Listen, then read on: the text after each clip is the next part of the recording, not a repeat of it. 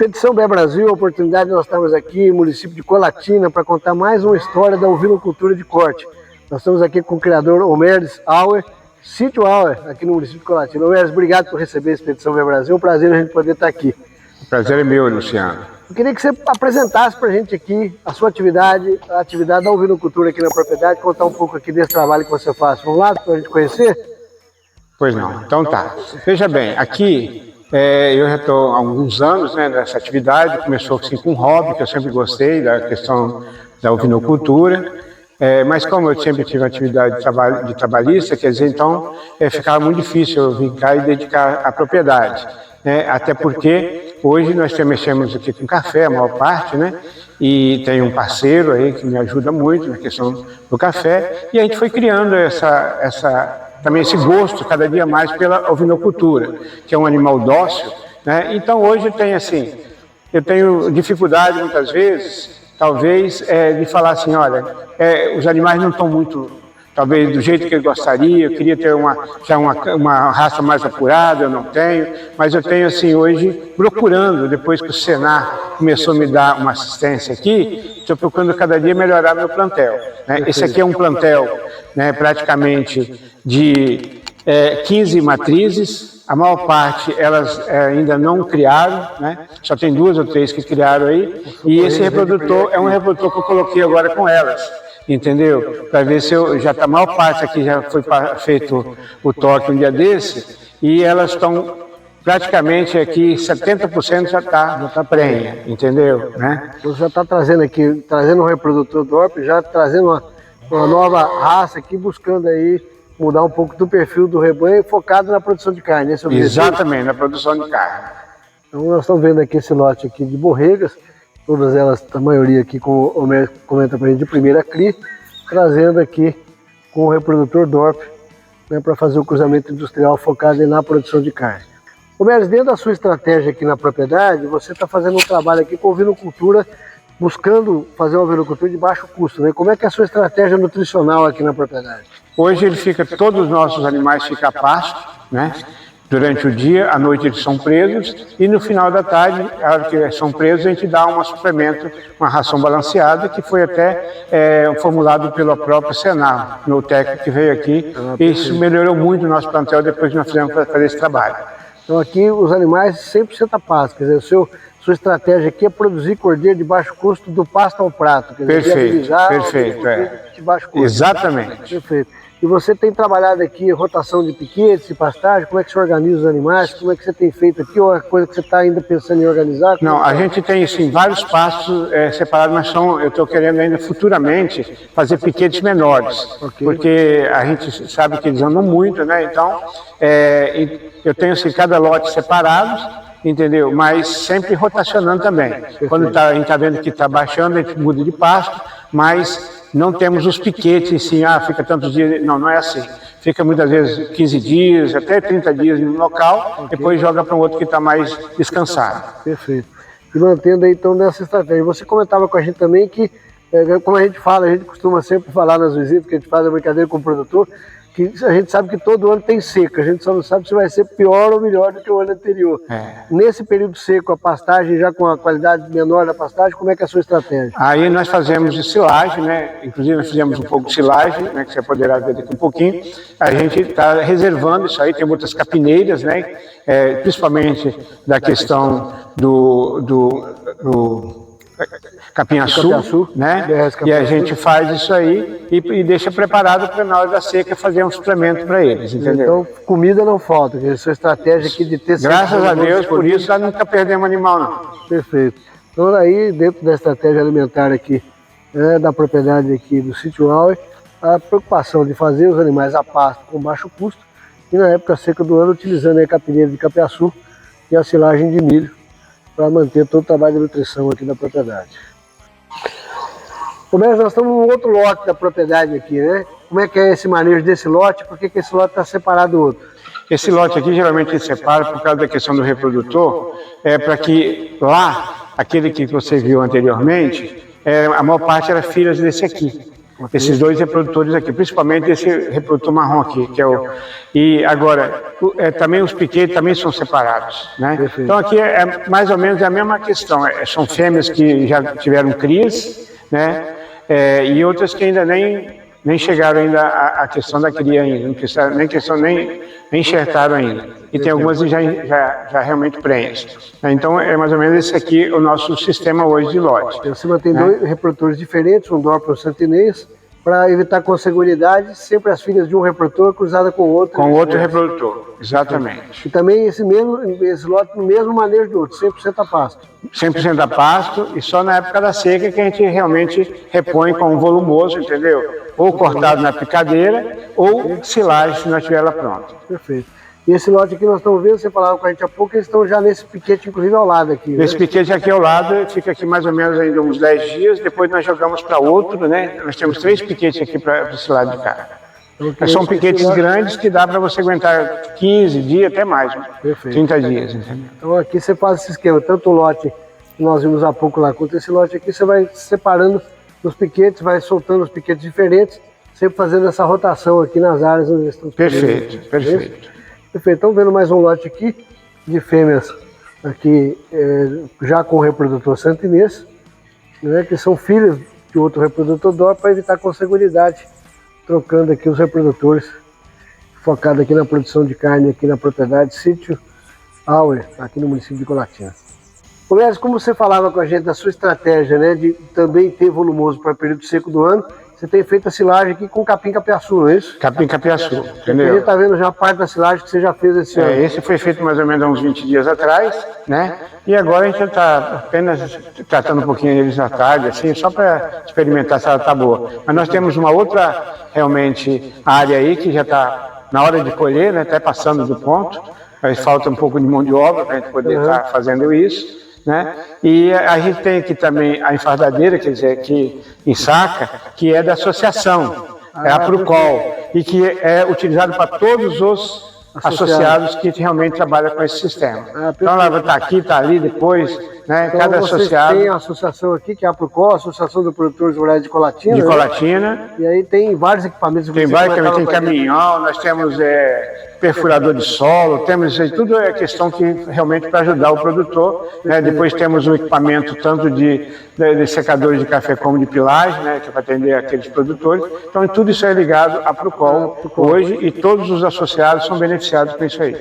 À medida que o produtor faz o agendamento, prévio, organiza com vocês, exatamente, para cada qual utilizando equipamento desse tipo. Exatamente. Você viu hoje o caminhão chegando aí, estava puxando o quê? Varões para atender um associado que está com problema para esquadra de banana, entendeu? Então, né? Então, o trabalho que a associação vem prestando já há anos, né? Vocês têm trabalho de associação um bom tempo, né? Nós temos a associação há 20 anos. 20 anos. 20 anos, entendeu? Então, ao longo desse período, vocês foram estruturando para poder fazer esse atendimento ao produtor. Exatamente. Nós estamos vendo aqui a ensacadeira, que pertence à associação, à Prucol, né? Como o Homero explicava para a gente, que facilita esse trabalho com o agendamento do produtor, tendo a possibilidade de utilizar para fazer o ensacamento aí da silagem. E cada produtor aqui pertencente à Prucol associado tem a possibilidade de utilizar aí o equipamento para fazer a silagem nesse caso. Homero, a gente sabe que o grande desafio da ovinocultura e da caprinocultura em vários lugares é ter bons colaboradores, bons parceiros para poder tocar a atividade. Você comentava com a gente aqui que, felizmente, você tem essa parceria boa aqui na propriedade, né? O Zé, por exemplo, né, ele está comigo há 18 anos, né? Ele trabalha realmente a questão da parceria do café e do cacau, né? Mas ele nos colabora muito comigo, ele também pegou um amor pela ovinocultura, aquele que vai falar um pouquinho disso aí, né? Ajuda também um pouquinho do rebanho pequeno que nós temos aí de gado, né?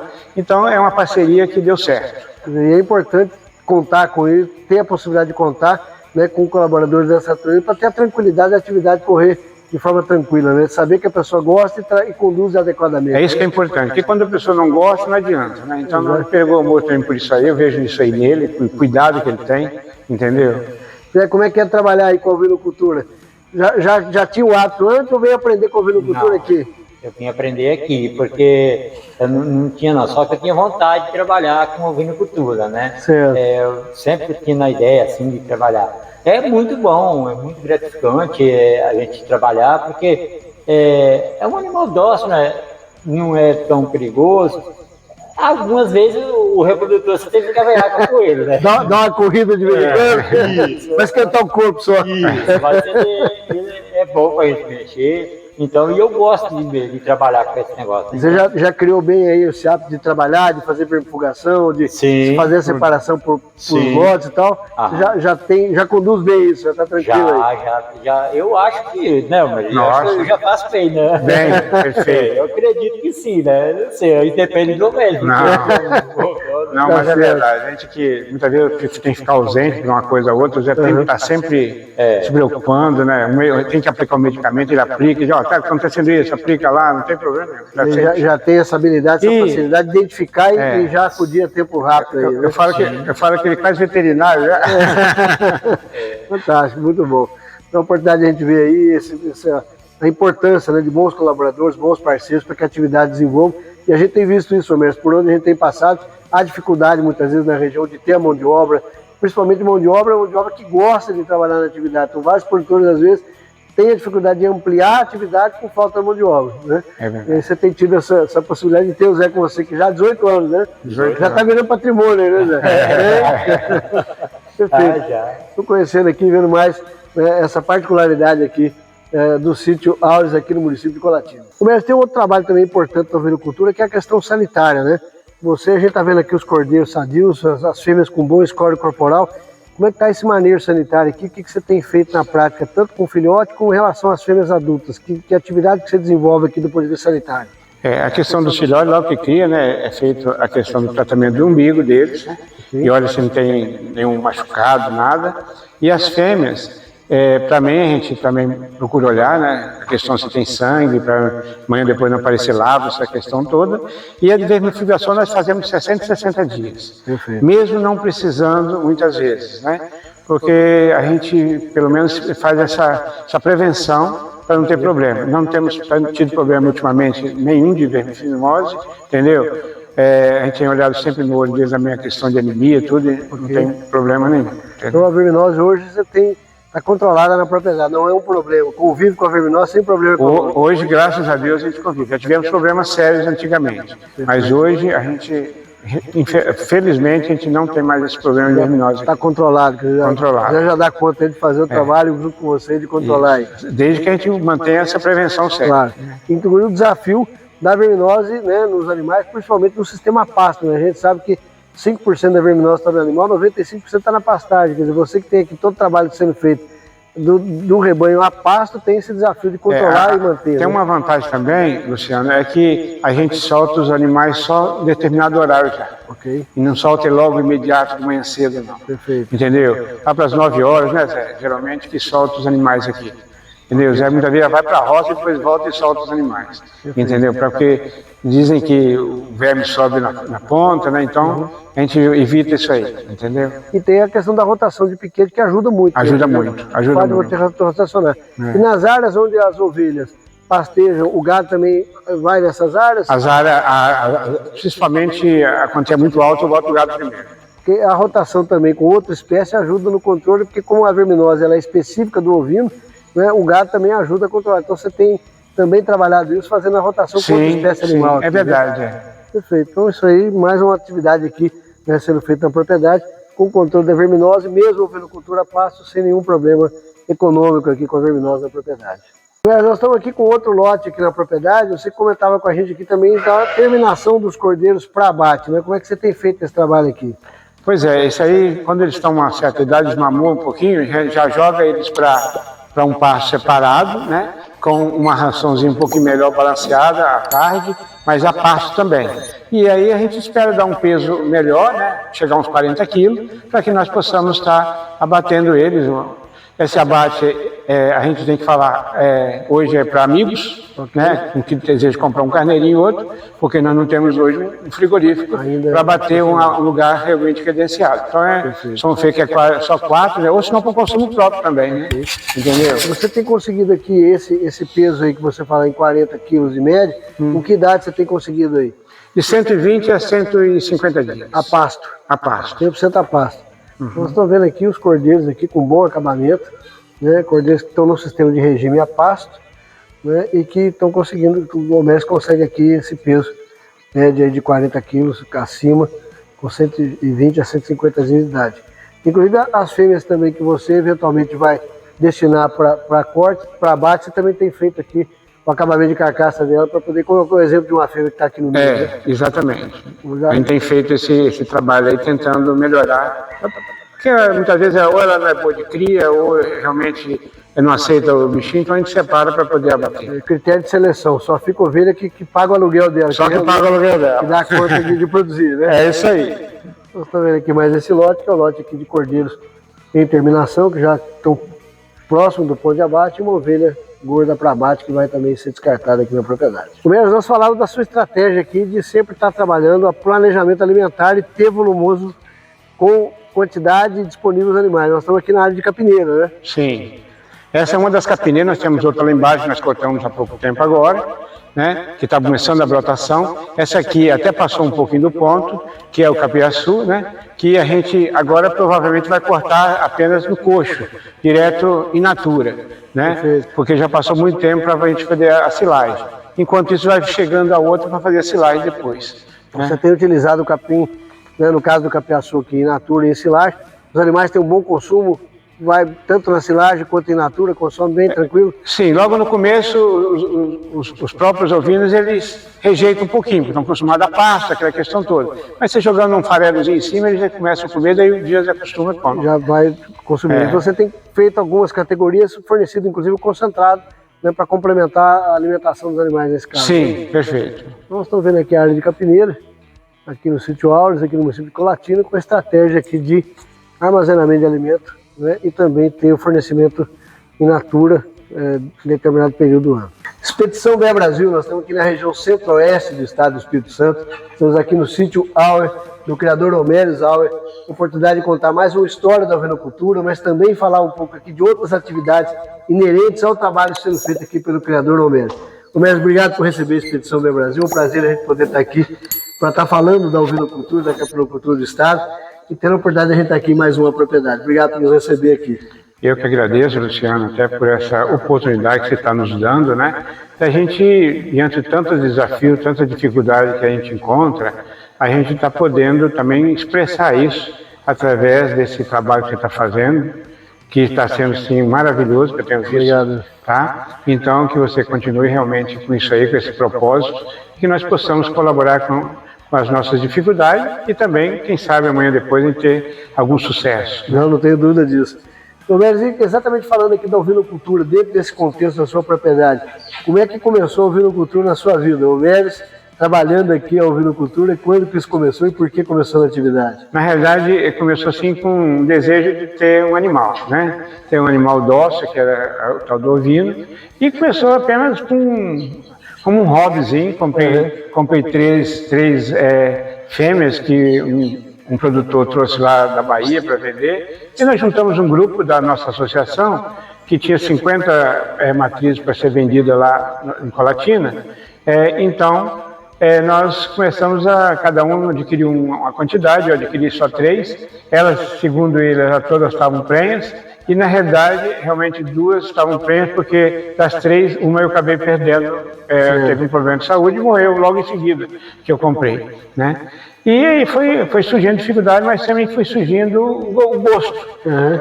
Passei a virar uma cachaça isso aí, né? E tão bom que era você ver o animal crescendo, né? Sendo criado, né? À medida que nascia, você ficava satisfeito. Eu dei tanta sorte que as primeiras 2 que eu comprei, uma criou 1, mas a outra criou 3. E ela conseguiu criar os 3, inclusive um macho e 2 fêmeas. Aí foi despertando isso aí. Foi ampliando. Foi criando. Aí depois foi comprando umas exposições que nós realizamos através da associação, a Procol com o município, né? Com os órgãos também que apoiaram na época, em Colatina, e fui comprando mais algumas. Aí depois fomos crescendo, com dificuldade daqui, dificuldade dali, tinha hora que dava vontade, vou desistir, porque não tem onde você comercializar, se você quisesse mais, crescer mais, né? Mas sempre aparece um que tem interesse de comprar uma fêmea, tem interesse de comprar um casal, tem interesse também por hobby, muitas vezes, ou mesmo quer matar um, né, para o seu gasto, né? E a gente também vai fazendo esse trabalho até hoje. Entendido.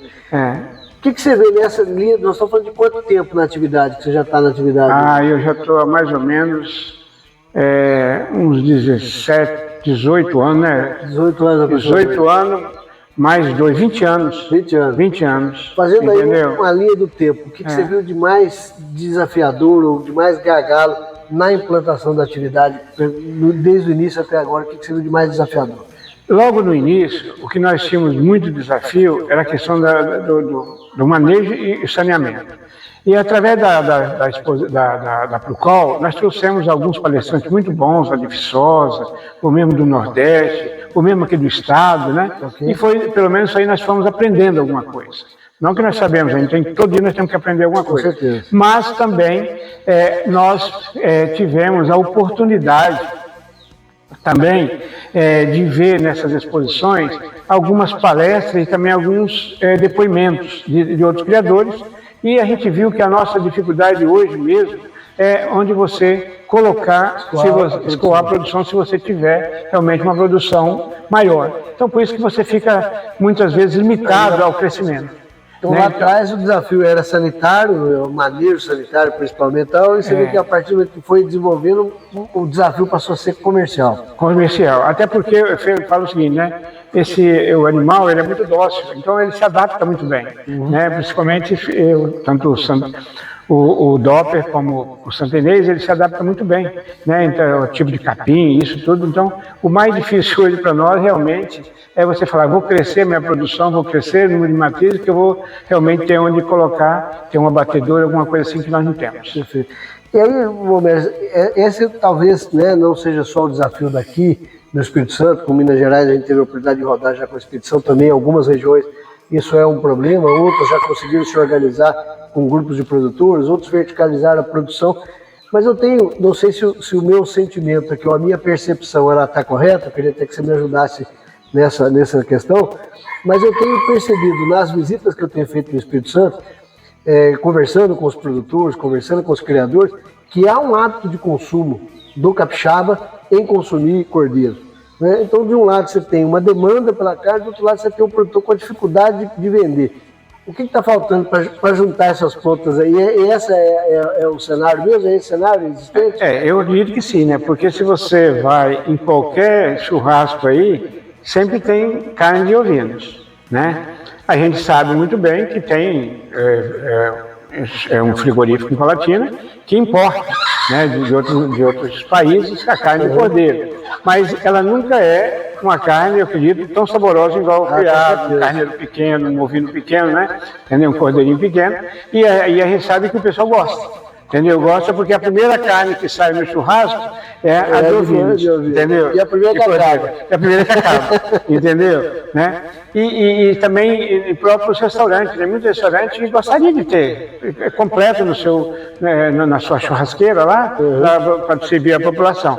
Mas, infelizmente, falta essa questão de você ter um local de abate, um local que você poderia estar entregando, e daí você poderia estar crescendo a produção.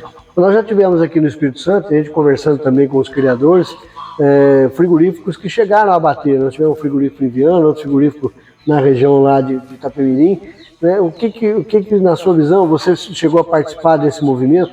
O que faltou para a coisa continuar fluindo e continuar acontecendo no Estado? Nós tivemos, inclusive, no frigorífico, né, juntamente com uma veterinária que é da Secretaria, visitando lá em Caxetamirim, que era o frigorífico da Cofrio, se eu não me engano.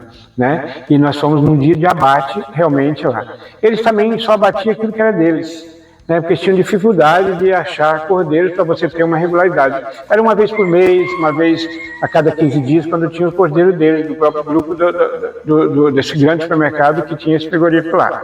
Né, então, para nós hoje, eu vejo o seguinte, que falta para nós, talvez um pequeno grupo se unir, né, para que nós pudéssemos ter um local de abater. Chegou em Colatina ter um frigorífico de porco, que também se especializou em abate.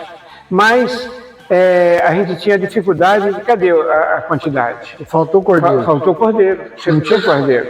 Você imagina que dentro desse cenário que falta é a organização do produtor, a organização da produção no Estado, para ter essa regularidade e essa entrega, para que tenha um frigorífico abatendo com regularidade? Sim, perfeitamente. Acho que a organização que nos falta, a união que falta muitas vezes. Tivemos realmente uma associação forte, que não sei como é que ela está, né, que é do Estado, mas tinha que fazer o cordeiro de tal jeito, mas nem todo mundo consegue fazer isso ainda, né? Então, a gente sabe que se nós tivéssemos um frigorífico mais próximo e você formar um grupo, tipo um consórcio, eu acredito que as coisas elas fluiriam bem mais fácil. Que você poderia colocar em supermercado, poderia colocar nos restaurantes, né? Então você teria que ter muitas vezes a continuidade, porque hoje eu tenho, amanhã outro não tem. Quer dizer, você tinha que ter pelo menos todo mês uma quantidade para você estar entregando, para você manter. Exato, porque você hoje faz o investimento depois não tem para fazer. Exatamente, é isso aí que faltou para nós. E inclusive esse frigorífico de porco até fechou também, entendeu? Por conta dessa situação de não ter essa regularidade, de ter matéria-prima para trabalhar. Muitas exigências também, muitas vezes eu conheço o proprietário lá, viu que ele não estava dando lucro, ele só batia, só porco, não tinha outras questões, e também achou melhor fechar, entendeu? Então a gente vê que o Estado realmente tem essa característica de ter um hábito de consumo já do capixaba, e também por o Estado do Espírito Santo ter essa característica turística, né, que atrai muita gente de outros estados, de outros países inclusive, e que tem o hábito de consumo, existe um potencial mercado, né? Então, e por outro lado tem um produtor que quer produzir, né? Então está precisando realmente fazer esse trabalho de juntar essas pontas com a assistência técnica, com a organização dos produtores, para que a coisa tenha aí uma agricultura forte no estado. Você vê que é mais ou menos por aí? Pois é, e é justamente, Luciano, isso aí que eu queria elogiar a Bia Brasil, por fazer esse elo aí, fazer esse trabalho que vocês estão fazendo, pelo menos esses levantamentos e juntar esse povo, porque um espera pelo outro e muitas vezes não tem quem vai tomar essa frente, né? A gente sabe, eu sou presidente da associação aí da Procol, atualmente eu estou como presidente, não é fácil. Você mexer com gente, né? Sabe disso, né? E quando desafio diário, entendeu? Todos os dias você tem desafio. Mas nós estamos aqui para isso, né? Acho que tem que deixar um legado. A gente vem nesse mundo para isso, deixar algum legado, né? Amanhã depois não é só nome de rua, eu falo, não é para que você quer nome de rua. Mas tem que deixar alguma coisa para quem vem aí, né? Por exemplo, hoje eu tenho minha filha que é nutricionista, né? Trabalha até numa empresa prestadora de serviço da Petrobras, e ela é apaixonada também por isso aqui, entendeu? Amanhã depois, quem sabe que ela também poderia tocar essa questão aí, né? Com certeza. Entendeu? E, inclusive, né, o lado profissional da nutrição, dela, com gosto da gastronomia, de fazer o trabalho com o exatamente. Como é que você está vendo aqui no município de Colatina, né? Vocês já tiveram, nós vamos falar depois aqui desse trabalho da associação, como é que você está vendo aqui no município de Colatina os outros produtores que têm trabalhado a ovinocultura? A questão do conhecimento técnico. A gente sabe que você comentava no início aqui, que o seu grande desafio lá atrás foi ter o conhecimento para fazer os manejos. Como é que está isso hoje? Tem assistência técnica, tem profissional na área, os produtores estão tendo facilidade de conhecimento ou ainda tem muito a fazer? Na realidade, hoje, em Colatina, você não tem uma assistência técnica a não ser o Senado. O Senado tem nos dado um apoio muito grande, né? Eu tenho hoje essa colaboração aqui dele, já tem quase 2 anos, mas quase 2 anos que ele está conosco aqui. O nosso plantel melhorou muito com as orientações de alimentação, de manejo, tudo isso aí melhorou muito. Mas nem todo mundo está inscrito, nem todo mundo procura, né? A gente está um pouco mais mas a gente precisava um pouco mais de apoio do próprio município. O município poderia, tem 2 ou 3 veterinários, poderia estar deixando um veterinário à disposição para atender não só a bovinocultura, mas a capinocultura que alguns teriam interesse, ou mesmo a bovinocultura. Talvez a pessoa tem lá 4, 5 redes lá, um vaca e tal, e se ele for contratar um veterinário particular, a rede não paga, né? Então, muito menos uma ovina, se você chamar um veterinário de fora para vir cá, talvez fazer uma cesárea, um troço, não justifica. Nós teríamos que ter esse apoio, entendeu? Coisa que nós não temos hoje. Mas quem sabe que amanhã depois, a gente crescendo um pouco mais, formando um plantel melhor, a gente pode ter, através da associação, né, ter um próprio veterinário que nos dê assistência diretamente, entendeu? Né? Inclusive, até aproveitando esse gancho aqui, porque você fala do apoio da prefeitura e com propriedade. Você já foi secretário de Agricultura aqui do município, né? Fui. E você teve essa oportunidade de fazer, que você já esteve também do outro lado do balcão. Sim. Você conhece a estrutura da prefeitura. Então você entende que a prefeitura teria condição e possibilidade de dar esse suporte, dar esse apoio ao produtor? Eu acredito que sim, né? Eu acho que Colatina, está certo que é uma cidade que tem indústria, somente de confecções, laticínio, de frigorífico, também metalosa, que é essa questão toda, mas a agricultura é muito forte ainda. Nós temos muitas pessoas que estão voltando para o interior agora, para cuidar da sua propriedade, cuidar do seu negócio, e gostaria de ter uma pequena criação. Nós sabemos que a topografia de Colatina é uma topografia de alto relevos, que é onde você não consegue criar vaca de leite, essa questão toda. Então você poderia ter uma questão, uma ovinocultura cada dia aumentada mais. E tem a questão fundiária também, que são pequenas propriedades. Pequenas propriedades. Né? Tem essa característica também, né? Pequenas propriedades, exatamente. Se você tivesse um apoio, tivesse um lugar de você colocar o seu produto,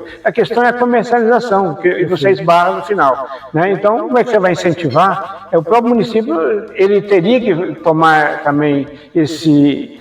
Buscar iniciativa, está ajudando, né? A associação nossa, ela tem vários produtores nossos que começaram na ovinocultura e desistiram, saíram. E tem 4 ou 5 ainda que continua, entendeu? Persistindo, né? Igual a mim, eu, o Mike, né? Tem uma Franja, que é professor, inclusive professor da escola, chegou a ter 150 reses, hoje ele está com muito menos, ele é até veterinário também, entendeu?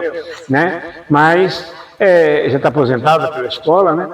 É um cara também que já deu palestra e tudo para a gente, entendeu? Conhece, né? Gosta da ovinocultura, mas ele encontra dificuldade da questão da comercialização. Entendeu? Organizar esse arranjo produtivo, onde de um lado tem assistência técnica, apoio, incentivo ao produtor, do outro lado trabalhando o produtor da porteira para dentro e lá na ponta trabalhar a comercialização, é o grande que falta fazer esse diálogo. Exatamente. Inclusive nós tivemos a oportunidade de fazer uma visita aqui em Colatina, lá no Instituto Federal Campus Itapina, um abraço lá, professor Nilson, né? A gente vê também um potencial que existe, né, do campus de fazer esse trabalho de extensão.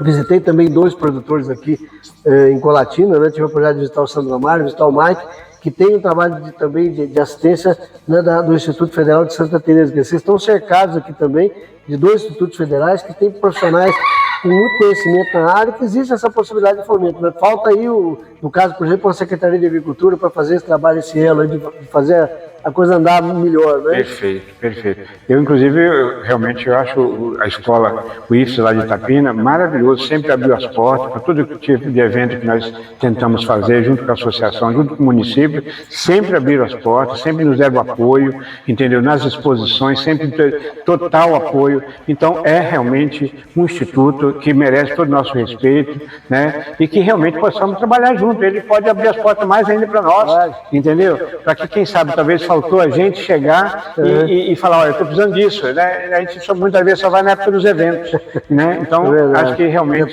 fazer eu sempre acho que a escola ela tem que trabalhar muito a comunidade, né? Sim, a comunidade de ovinocultura é uma comunidade que está crescendo, que poderia crescer muito mais, né? É verdade. Entendeu?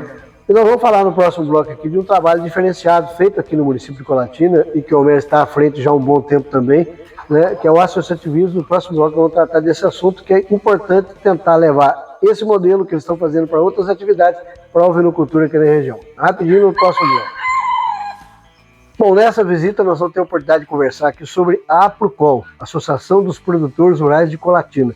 Muita história, muito trabalho, não, Neres? Conta um pouco para a gente desse trabalho, que você sempre teve à frente aí com outros produtores, outros membros da diretoria participando. O que é a APROCOL e como é que ela funciona hoje? Pois é, a APROCOL ela começou, né, numa iniciativa de vários produtores rurais que não se enquadrava nem no sindicato dos trabalhadores rurais e muitas vezes não fazia parte também do sindicato rural.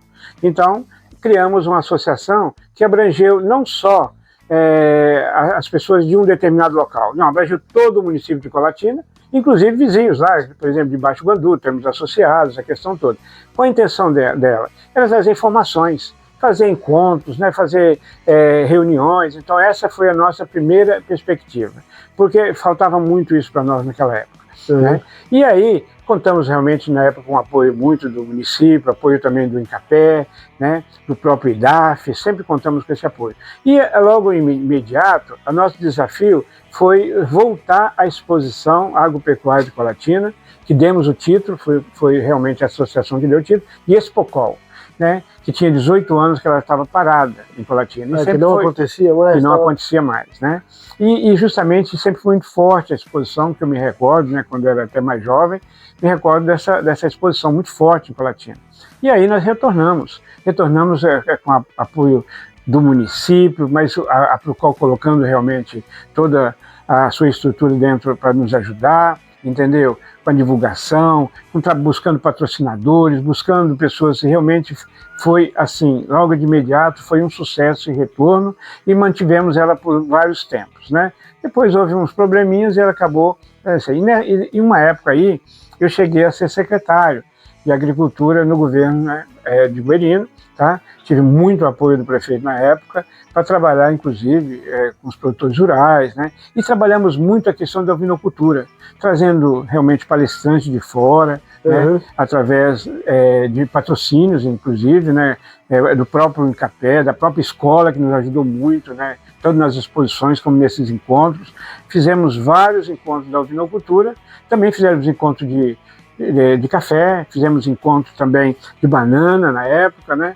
Porque a gente via que tinha diversidade nas propriedades e nós queríamos atender a todos aqueles que faziam parte do município e que poderia realmente estar recebendo Porque é uma alguma associação de produtores, não é específica de uma cultura, de uma atividade, né? Pecuária, então, é geral. Geral, exatamente. Todos os interesses, né, dos produtores. Isso, era para entender todos, né? Logicamente, quando você começa, houve até um credenciamento muito grande, muitos associados, aí depois ele foi diminuindo, hoje nós temos realmente um número seleto, chegamos a 28, se eu não me engano agora, mas é um grupo bom. É um grupo hoje que realmente nós temos os equipamentos, né, que nós na época recebemos através de emendas parlamentares, e que esses equipamentos secadores, máquina de pilar café, caminhão, entendeu? E outros que nós mesmos adquirimos, entendeu? Outros equipamentos para atender o produtor, que está à disposição do produtor. Hoje essa estrutura que está aí, caminhão, máquina, secador de café, máquina para pilar café, você tem lá, como a gente viu aqui na propriedade, a secadora de silagem, tudo isso é da associação, prestando serviço para os produtores. Prestando serviço para os associados. Muito bacana, entendeu? Parabéns. Né? E muitas vezes até a gente precisar prestar um serviço para um vizinho que não é associado, se tiver condições, nós vamos prestar também, entendeu? Ajudando a que realmente o próprio município possa cada dia levantar mais a seção do agro aqui para nós, né? E aí pensando nessa estrutura e nessa experiência que vocês têm com a Procol, né, hoje atendendo produtores, principalmente na atividade agrícola, como é que você vê essa possibilidade da Procol voltar a trabalhar o fomento e a organização da ovinocultura aqui no município de Colatina? Eu vejo muita possibilidade, né, favorável, porque nós temos ainda vários produtores e associados que realmente mexem, muitas vezes não estão entusiasmados, por aquilo que eu já havia relatado, sim, pela falta de onde você colocar seu produto. Mas eu acredito que se a gente tiver amanhã ou depois um apoio, né, e a gente poder estar fomentando um frigorífico, sei lá, um pequeno abate, né, até talvez pelo próprio município mantido, né, a gente poderia, ou pelo um consórcio que se fizer, mais ou menos assim, em todas as entidades, eu acredito que nós temos condições de estar movimentando isso aí, né, até porque a gente sabe que tem muitos aí que pararam com a profissão, principalmente com o segmento de ovinocultura, porque faltou justamente essa questão de onde você colocar o seu produto. A produção final. Exatamente. E você comentava, inclusive, que a Procol fez parte, inclusive, da ACOS, né? Associação dos Criadores de Caprinos Ovinos do Espírito Santo. Né? Logo no início, né, nós fomos convidados e nós credenciamos a Procol, para que ela pudesse. Aí depois foi passar muitos anos, na época eu não era o presidente, né, eu sou presidente agora, o meu mandato vence agora em junho, não sei se a gente vai continuar como presidente, vem outro, né? Mas o importante é que ela não vai desistir. Claro, a gente não deixa, nós temos, parar nunca, né? Nós temos um grupo muito bom e forte, entendeu? Que se mantém coeso, né? Coeso, né? E graças a Deus a gente sempre tem presente em todos os eventos, tanto da escola como do município, sempre apoiando em todos os sentidos. Que o próprio Incapé também, que está muito apoio a nós. E o desafio do associativismo, Meres, onde a gente tem conversado, é que muitas vezes o produtor ele acha que a associação é a diretoria, né? Quer dizer, quando na realidade a associação é o associado, que a diretoria é um instrumento de fazer a coisa acontecer. Mas o associado tem que ser participativo, tem que estar envolvido, né? Como é que você vê essa questão do associado dentro da Procol e essa experiência que você já tiveram? Esse aí, Luciano, é o maior desafio que tem, né? Porque muitas vezes só quem carrega o piano é o dono, né? Entendeu? E aí a gente tem essa dificuldade. Muitos cobram se tiver alguma coisa errada, mas na hora de ajudar mesmo, mas a gente sempre tem alguns que a gente chama e ajuda, né? Não é só a diretoria, tem pessoas que nem estão na diretoria, mas se coloca à disposição, entendeu? A gente vai tocando. Claro. Né? Se você for desistir, você não faz nada. É verdade. Entendeu? Né? E se você for pensar e não fazer também, É muito fácil cruzar o braço, né? Verdade. E não fazer nada. Mas Alguém então, tem que ter essa liderança de fazer igual, coisa por acontecer. exemplo, né, eu vejo esse projeto seu. Né? Olha a iniciativa que você tem, olha onde você está chegando. Né? A oportunidade que você está nos dando para falar alguma coisa que nós nunca tivemos. Né? Então você está de parabéns por Nós todos. esse projeto. Trabalho de aí várias vocês.